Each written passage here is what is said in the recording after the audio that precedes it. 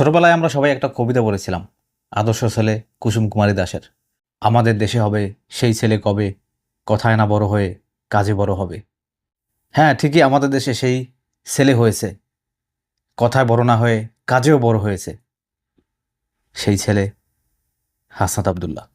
আপনারা জানেন, হাসনাত আবদুল্লাহ এমপি হওয়ার পরে বাংলাদেশের ইতিহাসে এই প্রথম কোনো ব্যক্তি, কোনো এমপি লাইভে এসে জনগণের সামনে জবাবদিহিতামূলক একটা ভিডিও বানিয়েছে।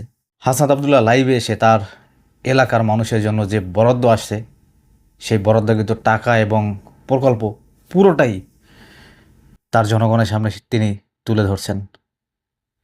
এইভাবে যদি আমাদের প্রতিটা এমপি, মন্ত্রী কিংবা প্রতিটা জনপ্রতিনিধি যদি জবাবদিহিতার আওতায় থাকে, তারা নিজ দায়িত্ব থেকে স্বেচ্ছায় জবাবদিহি করে জনগণের সামনে, আমরা মনে করি এই বাংলাদেশে আর কখনো দুর্নীতি, লুটপাট, চাঁদাবাজি হবে না।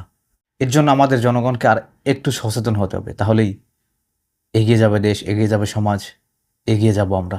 হাসনাত আবদুল্লাহর এই সাহসী পদক্ষেপের জন্য আমি তাকে অভিনন্দন জানাই এবং আমরা সবাই মিলে চাই সুন্দর, শান্তিপূর্ণ এবং শক্তিশালী একটি বাংলাদেশ তৈরি করতে। আমরা চাইলেই পারি।